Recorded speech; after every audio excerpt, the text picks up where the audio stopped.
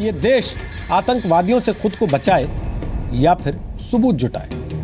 ये सवाल आज है भोपाल सेंट्रल जेल से फरार सिमी के संदिग्ध आतंकवादियों के एनकाउंटर के बाद कांग्रेस की प्रतिक्रिया से। कांग्रेस के नेता दिग्विजय सिंह ने कहा, कैदी जेल से भागे या किसी योजना के तहत भगाए गए, इसकी जांच होनी चाहिए। कांग्रेस के बड़े नेता कमलनाथ बोले, इस पर एक जांच होनी चाहिए कि संदिग्ध किस हालात में जेल से निकल भागे और किन हालात में उन्हें मार दिया गया। कांग्रेस के ही नेता सुरेश पचौरी ने कहा, आतंकवादी रहस्यमय तरीके से भागे और बाद में एनकाउंटर दिखा दिया, इसकी उच्च स्तरीय जांच होनी चाहिए।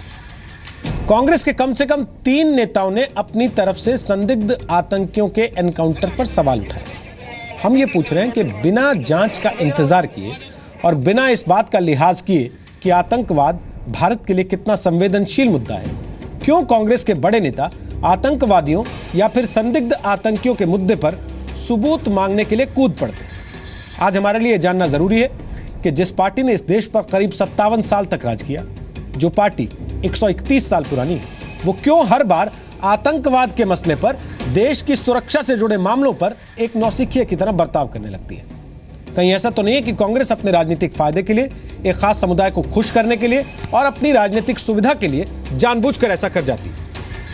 आज हम ये सवाल भी पूछेंगे कि क्या इस देश में वोट की खातिर कभी एनकाउंटर का सबूत मांगा जाता है और कभी आतंकवाद का नाम बदलकर उसका धर्म साबित करने और कभी धर्म छुपाने की कोशिशें की जाती हैं? आज ये भी सवाल पूछा जाना जरूरी है क्योंकि कांग्रेस की ओर से ऐसे लोग गैर जिम्मेदाराना बयान देते हैं जो पार्टी के संगठन में और सरकार में अहम जिम्मेदारियां संभालते रहे।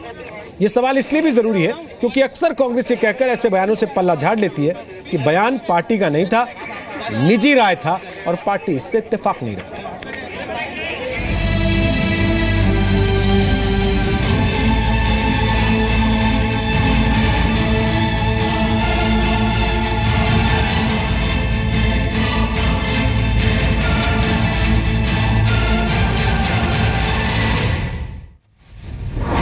No, I don't think we need to actually comment or tend to draw conclusions or be judgmental on the functioning of the security forces or security agencies or the investigating agencies. I think it's best left to them. पकड़ने की कोशिश की गई, वो फरार होने की आशंका थी, मर्डर करके भाग रहे हैं। कानूनन जो है पुलिस के पास में अधिकार है कि जब इस तरह के आरोपी जा रहे हों, भाग रहे हों, तो उनको रोकने के लिए, पकड़ने के लिए उतना जबर इस्तेमाल किया जा सकता है जितना कानून इजाज़त देता है। ये मध्य प्रदेश का मामला नहीं है, इसलिए इस घटना की जांच NIA करे। ये मेरी गृह मंत्री जी से बात हुई भारत सरकार से और उन्होंने भी ये फैसला किया है कि इस घटना की जांच नेशनल इन्वेस्टिगेशन एजेंसी करेगी। अचानक ये चले गए ऐसी जेल से जो एक हाई सिक्योरिटी जेल है और कुछ घंटों में उनको केवल पकड़ा नहीं, उन्हें मार दिया। तो इस पर पूरी जांच, एक फेयर जांच होनी चाहिए। पहले बोले कि भाग गए एक साथ, उस समय बोले कि पत्थर फेंके, बाद में बोले हथियार थे उनके पास और फिर उसके बाद एक साथ वो मारे जाएंगे। ये पूरा ये क्या उसके पीछे है, कैसे वो मारे गए, इस पर पूरे तौर पे एक प्रश्न चिन्ह लगता है। ताल ठोक के आज का पहला सवाल, आतंकियों को चुनौती से जूझता देश खुद को बचाए या सबूत जुटाए? दूसरा सवाल, क्या आतंक पर कांग्रेस माइनॉरिटी पॉलिटिक्स करती है? तीसरा सवाल, क्या आतंक पर कांग्रेस सबूत की सियासत करती है?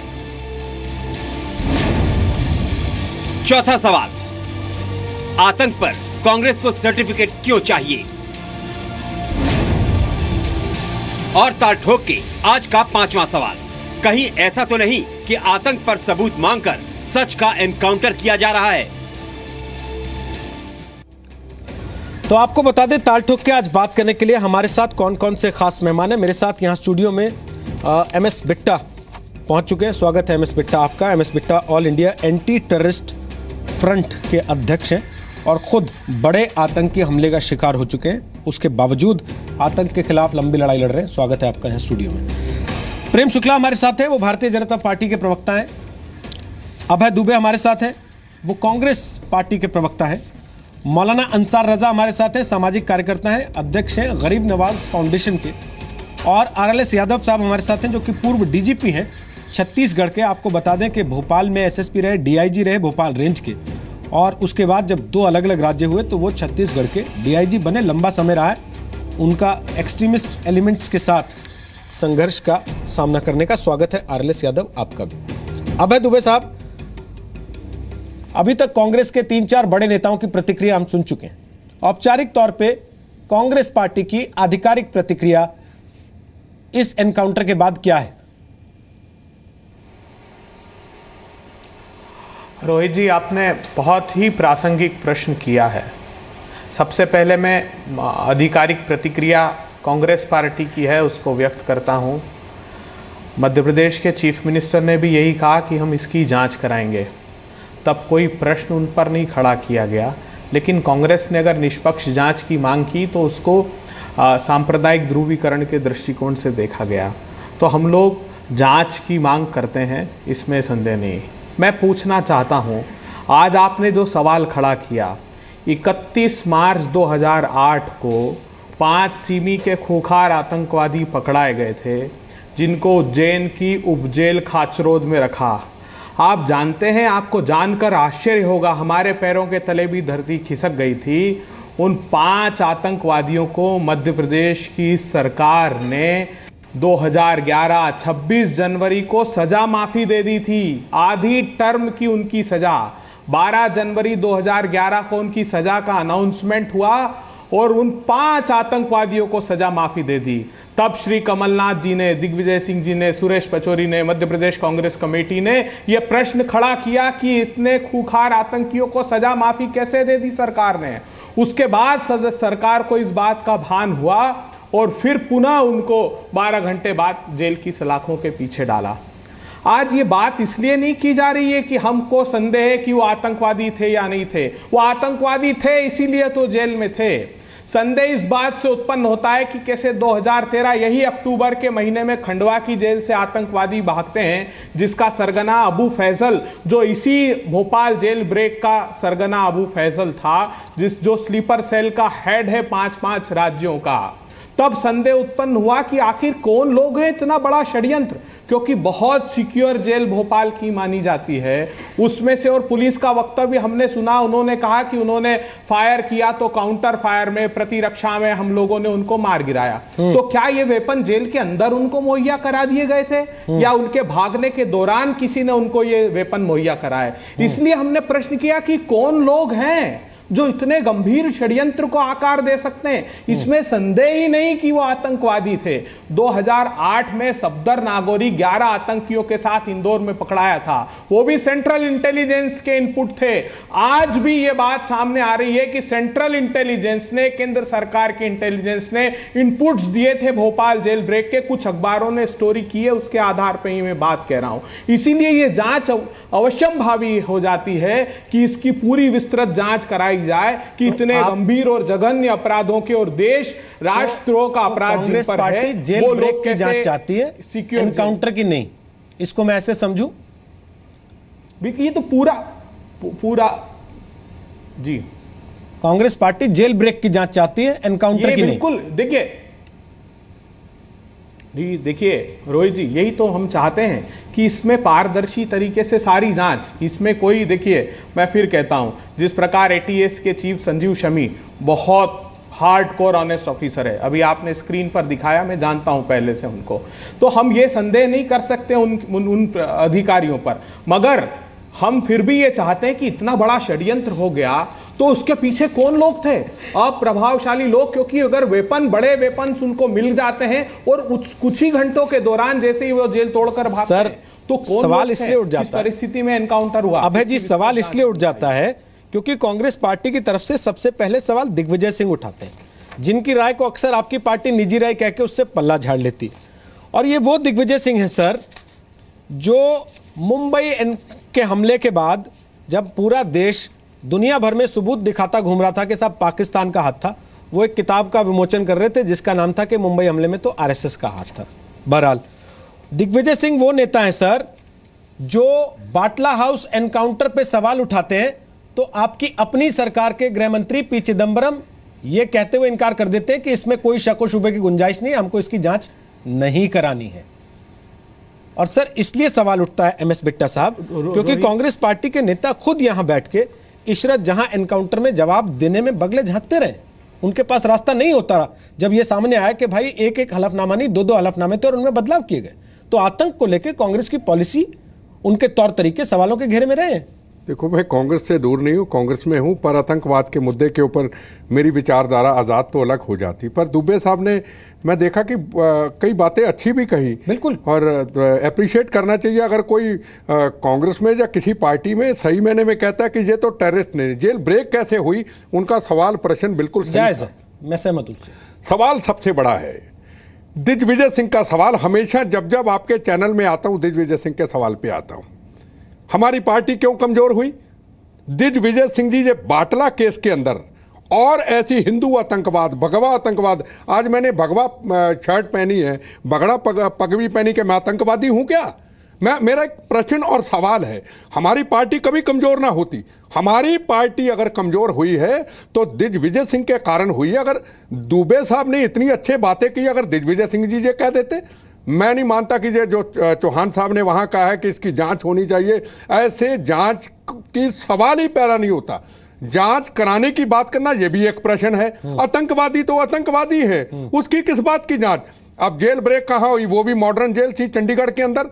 हमारा बेअंत सिंह के कातिल जब भागे तो हमें पुलिस ने इन्फॉर्म किया, मेरे पास अभी तक लेटर है, मैं हूं जगदीश, बच के रहना, आपके ऊपर वो हमला करेंगे। कितने साल लगे उनको करने के लिए? जेल ब्रेक क्यों हुई? ये सबसे बड़ा सवाल है, इसकी जांच की जरूरत है। जो चीफ मिनिस्टर ने सवाल उठाए इसकी जांच होनी चाहिए इनकाउंटर की। जैसे दुबे जी ने कहा ये आतंकवादी थे, जब आतंकवादी थे तो आतंकवादियों की मदद के लिए लोग, दिग्विजय सिंह जैसे लोग क्यों आते हैं? अभी हमारे सीपीएम सीपीआई की एक लीडर थी, उसने कहा इसकी जांच होनी चाहिए। कल शहीद हुआ मनदीप सिंह, वहां कौन कौन था मुझे बताइए? सिर्फ वहां के चीफ मिनिस्टर थे, खट्टर साहब थे, मैं था, और खट्टर साहब के कारण वहां के एमएलए एमपी आए थे। एक भी पॉलिटिकल पार्टी का लीडर नहीं था।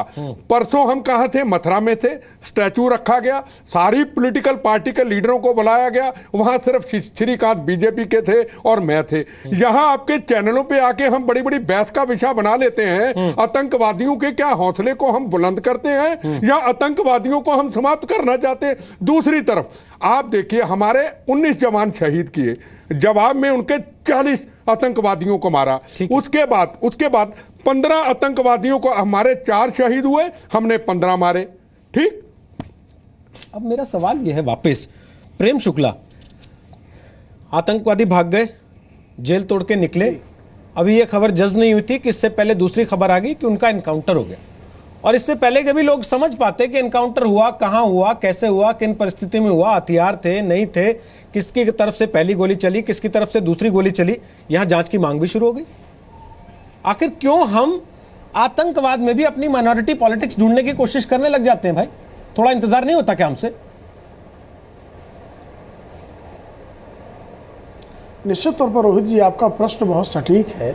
होना तो यही चाहिए कि जो है माइनॉरिटी पॉलिटिक्स कभी भी किसी भी आतंकवादी का, किसी भी नक्सलवादी का, किसी भी जिहादी का, उसका धर्म देखकर उसकी राजनीति नहीं की जानी चाहिए, ये तो अपेक्षा है। लेकिन दुर्भाग्य ये है कि राजनीति हो रही है।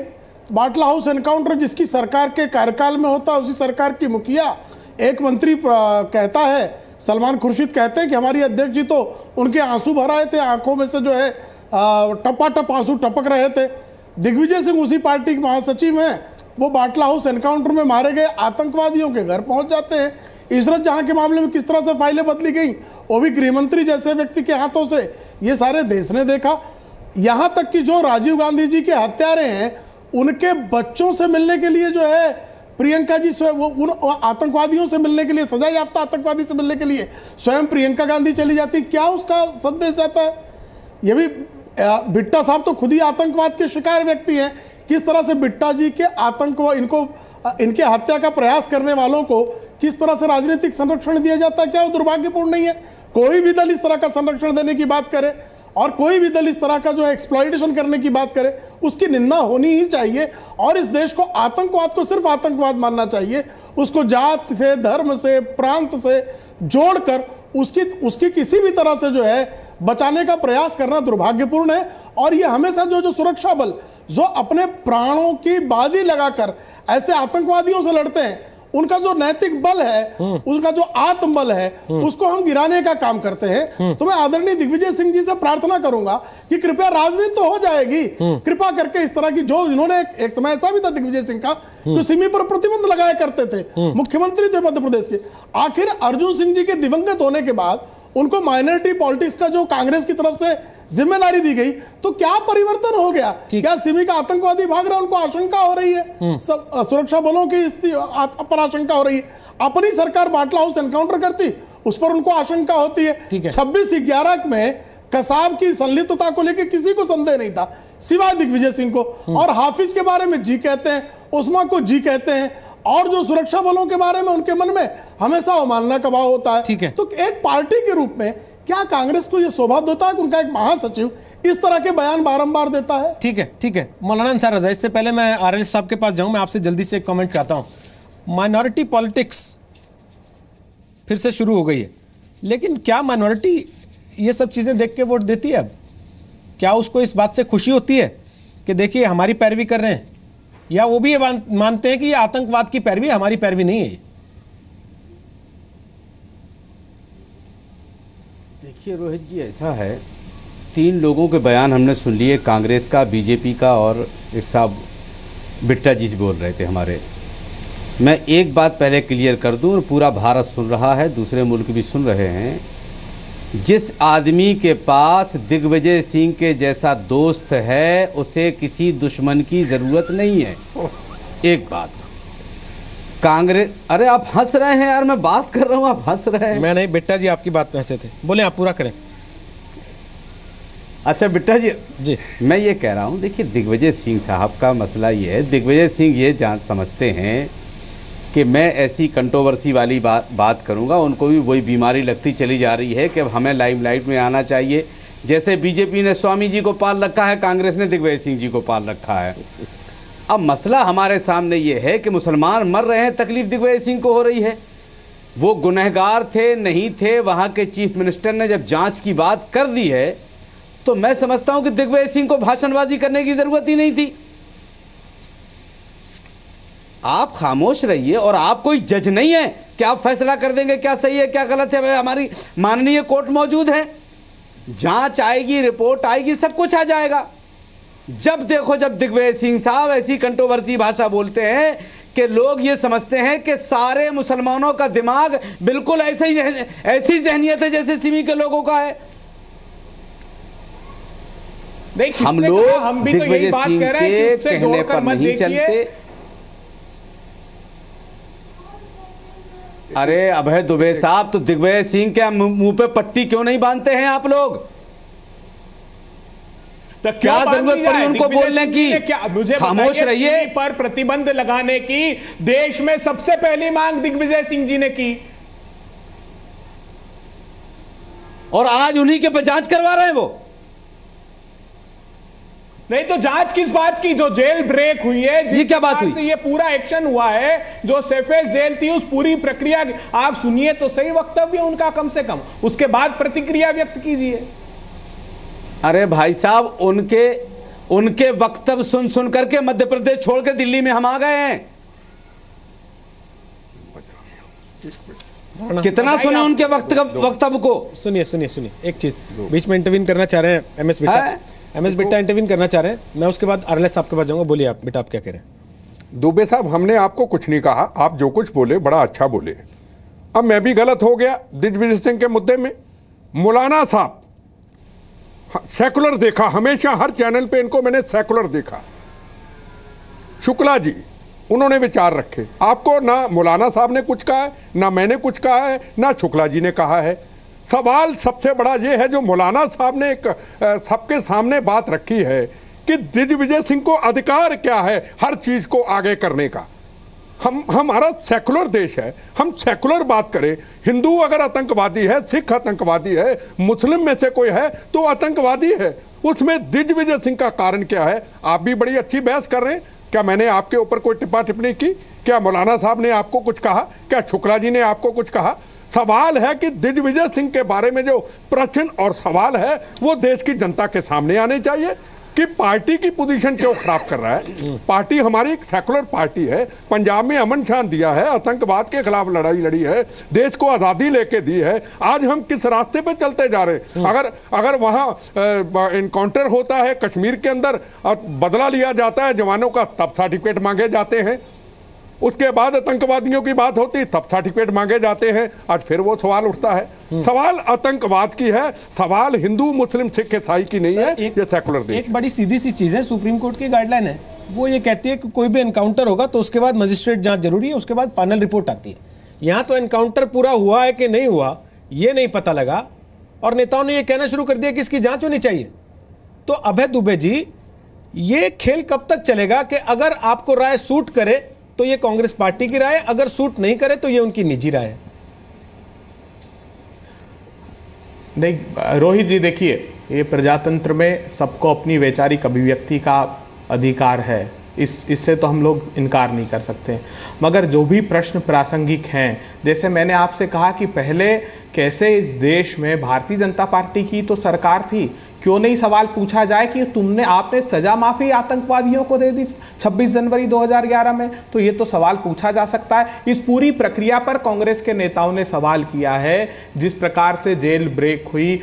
हम देखिए, आप अभी प्रेम शुक्ला जी ने बहुत बड़ा वक्तव्य दिया आतंकवाद पर। मैं पूछना चाहता हूं प्रेम शुक्ला जी, जब हम नेशनल काउंटर टेररिज्म सेंटर की बात कर रहे थे पार्लियामेंट में कि हम सबको राज्यों को साथ मिलकर एनसीटीसी लाना चाहिए, तब आपके राजनीतिक दल ने आतंकवाद पर राजनीति की। आपने कहा लॉ एंड ऑर्डर का इशू है, हमने कहा ये आतंकवाद का मुद्दा है और आप अनलॉफुल एक्टिविटी एक्ट 1967 का सेक्शन 44 का प्रावधान है, हम तो सिर्फ इसलिए आपके संज्ञान में लाना चाहते हैं कि फेडरल स्ट्रक्चर है। आपने वो कानून लाने नहीं दिया। आज भी अगर आतंकवाद से लड़ना है तो पार्टी पूरी तरह साथ खड़ी है, एनसीटीसी लेकर के आइए। तब आपने कहा कि एनआईए को इंटरवीन नहीं करने देंगे, आज आपके चीफ मिनिस्टर कहते हैं एनआईए को जांच सौंप देंगे। तो आग्रह है इस देश के नागरिकों का कि आतंकवाद के साथ हम सब मिलकर लड़ें। एक राजनीतिक पूर्वाग्रह के साथ इस पर बात करना बंद कर दे। जो प्रजातंत्र में वैचारिक अभिव्यक्ति की आजादी है उसमें विचार व्यक्त करने दे लोगों को, लेकिन दृढ़ता से हम लोगों को साथ लड़ना होगा, तभी इस देश से आतंकवाद को हम समाप्त कर सकते हैं। ठीक है सर, दिग्विजय सिंह के बयान सिमी को लेके आज चर्चा में है। उससे पहले याकूब मेमन को जब फांसी दी जा रही थी तब भी चर्चा में थे। 26/11 के मामले को लेकर भी चर्चा में थे। बाटला हाउस एनकाउंटर को लेकर भी चर्चा में थे। सैफरन टेरर यानी भगवा आतंकवाद को लेकर जो बात हुई थी उस समय भी उनकी बातें चर्चा में थी, और जाकिर नायक को लेकर उनका जो प्रेम रहा है वो भी चर्चा में रहा है। तो मेरा सवाल फिर जस का तस रहेगा ब्रेक के बाद वापस आने पर कि भाई अगर राय सूट कर जाए पार्टी को तो वो पार्टी की राय है, और अगर सूट नहीं करे तो ये निजी राय है। ये कह के पल्ला झाड़ लेने से क्या कांग्रेस पार्टी अपना ही नुकसान नहीं करती है? हर बार पार्टियां अपना नुकसान करें, नफा करें। हमारा सवाल यह है कि अपने देश के सुरक्षा बलों का, अपने देश के जवानों का, अपने देश के फोर्सेस का हौसला तोड़ने वाली बातें नेता क्यों करते हैं?